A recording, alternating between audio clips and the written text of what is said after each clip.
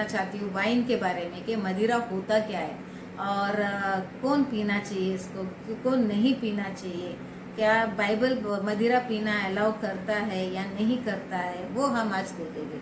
तो सबसे पहला तो मैं आपको नीति वचन का 20 का पहला वचन में लेना चाहती हूँ। नीति वचन का 20 का जो पहला वचन है ये कहता है कि जो मदिरा लेता है वो काफी चिल्लाने लग जाता है और वो बुद्धि से काम नहीं कर पाता है। मतलब क्या है, जब हम लोग कोई मदिरा लेते हैं तो हमारा जो बुद्धि व्यवस्था जो है वो खराब हो जाता है और हमारा जो पेशकश होने का जो तरीका है वो भी खराब हो जाता है। क्योंकि जब हम एक बार मदिरा लेने के बाद हम चिल्लाने लग जाते हैं, हमारा जो बातें करने का जो स्टाइल है वो भी चेंज हो जाता है। हम जो अच्छे से बात करते हुए वो हम गाली देने लग जाते हैं, गलत बातें भी बोलने के लिए लग जाते हैं और बुद्धि व्यवस्था जो है वो भी खराब हो जाता है कि किस तरह से हम जो पेशकश करना चाहिए वो हम कर नहीं पाते हैं और हमारा माइंड उस चीज को सपोर्ट करता नहीं है। ये हुआ 20:1 का। अगला हम देखेंगे नीति वचन 30:31 में 4 से 6 के बीच में भी मदिरा के बारे में बात किया जा रहा है कि इस मदिरा को कौन नहीं पीना चाहिए। मदिरा जो है ये बोलता है कि राजा जो है वो नहीं पीना चाहिए। अभी के जमाने में तो राजा तो नहीं है क्योंकि अभी तो गवर्नमेंट चलता है, तो ये किसको अप्लाई करता है, या कंपनीज चलता है तो ये किसको अप्लाई करता है वो हम देखेंगे। बिकॉज राजा नहीं है तो आज के तारीख में गवर्नमेंट है, तो ये जनरली हम बोल सकते हैं कि ये मिनिस्टर्स को अप्लाई करता है क्योंकि स्टेट मिनिस्टर्स है, फिर सेंट्रल मिनिस्टर्स है और जो जजेस जो है या टीम लीडर्स या सीईओ ऑफ कंपनी हुए, डायरेक्टर ऑफ कंपनी हुए, ये सब जो है इनको हम राजा मान के चल सकते क्योंकि इनका हाथों के नीचे काफी लोगों का जिंदगी बसा हुआ रहता है, काफी लोगों का फैमिली का जिंदगी भी रहता है, काफी लोगों का करियर रहता है। क्योंकि एक राजा जब एक डिसीजन लेता है तो वो प्रजा का प्रॉब्लम्स हो सकता है अगर वो गलत डिसीजन लेता है तो उसी तरह से जब ये जो पोस्ट में जो भी रहते हैं अगर वो गलत डिसीजंस लेते हैं तो वो किसी का भी जिंदगी, किसी का भी फैमिली, किसी का भी करियर खराब कर सकता है। तो पहला तो हमने देखे कि जब हम मदिरा लेते हैं तो वो हमारा बुद्धि व्यवस्था खराब कर देता है। तो अगर हम इसमें देखेंगे तो राजा अगर जब लेने लग जाएंगे तो उनका भी जो डिसीजन लेने का जो बुद्धि व्यवस्था है वो खराब हो सकता है, वो कहना चाहता है। अगला जो है वो रईसों को भी फापता नहीं है, मतलब वो रईस भी नहीं पीना चाहिए, जो रिच है वो भी नहीं पीना चाहिए। इसका और एक रीजन क्या है, जब हम लोग का बुद्धि जब भ्रष्ट होता है या हम जब नहीं समझ पाते हैं तो हम हमारे सीक्रेट्स भी किसी को बताने लग जाते हैं। जब जनरली जब कोई बड़े लीडर्स रहते हैं तो वो भी जब पीने के बाद सीक्रेट्स बताने लग जाते हैं। अगर कोई रईस है वो पी रहा है तो वो भी उसका पर्सनल सीक्रेट्स बताने लग जाता है। तो इसके वजह से वो पीने से तो खुद का हानिकारक है ही वो, मगर वो उनके सीक्रेट बताने की वजह से उनका जिंदगी में भी काफी प्रॉब्लम्स हो सकता है। तो इसीलिए बड़े लोगों को जो रिच है, जो मिनिस्टर्स के रेंज में है, जो जजेस के रेंज में है, जो टीम लीडर्स के रेंज में है, उनको मदिरा पीना शोभा नहीं देता है और वो बाइबल अलाउड कर नहीं रहा है। अगला क्यों नहीं कर रहा है, मतलब क्यों, और एक रीजन क्या दिया जा रहा है कि ये क्यों नहीं पीना चाहिए।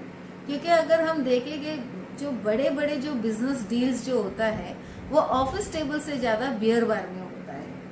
क्यों ये बियर बार में बड़े बड़े बिजनेस डील होते हैं, या पार्टीज क्यों बड़े बड़े बिजनेस डील में क्यों बियर बार में ऑर्गेनाइज किया जाता है, क्यों घर पे नहीं बुलाए जाते। अगर हम वो सोचेंगे तो बिजनेस डील में जनरली जो पार्टी देता है वो पार्टी देने वाला रहता है और जो पार्टी लेता है वो कमिटमेंट देने वाला रहता है।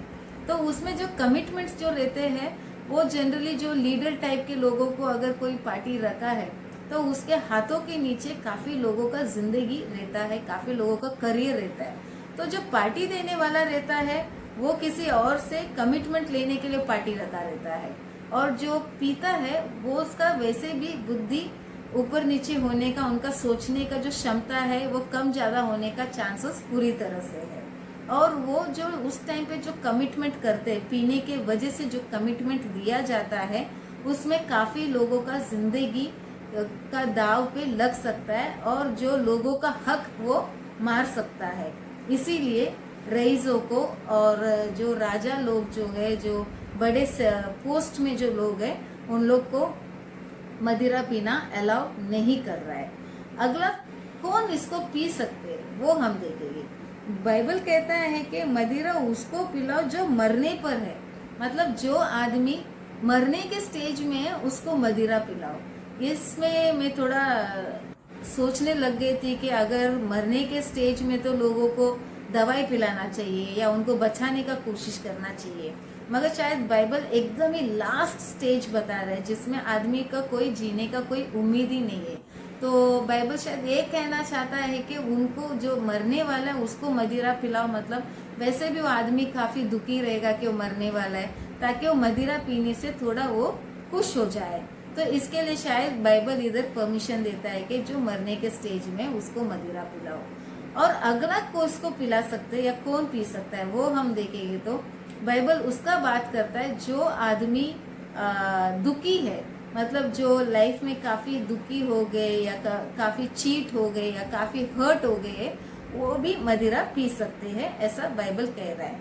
मगर इसमें ये नहीं बोला है कि मदिरा पूरी तरह से या हक से ज्यादा पीने का, इधर भी बाइबल परमिशन दे नहीं रहा है।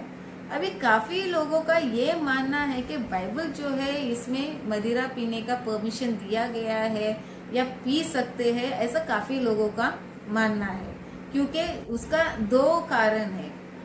एक जीसस ने जो है वो एक मिराकल किए रहते, वो एक शादी में जो पानी को वो ब्लेस करते हैं और वो तुरंत वाइन में कन्वर्ट हो जाता है। वाइन का मतलब है मदिरा। तो लोगों को लगता है कि जीसस का ही खुद के ही एक मिराकल में पानी से वाइन में कन्वर्ट हुआ है, तो क्या बाइबल अलाउ करता है क्या मदिरा पीना? मैं आपको एक बताना चाहती हूँ कि जब भी कोई भी वाइन को फर्मेंटेशन करके एक प्रोसीजर है, मतलब एक 6 से 12 घंटा रखना पड़ता है ग्रेप्स को क्रश करने के बाद, तभी वो फर्मेंट होता है। उसके बाद जब हम शायद पिएंगे तो उसमें नशा चढ़ने का चांसेस है, नशा होता है।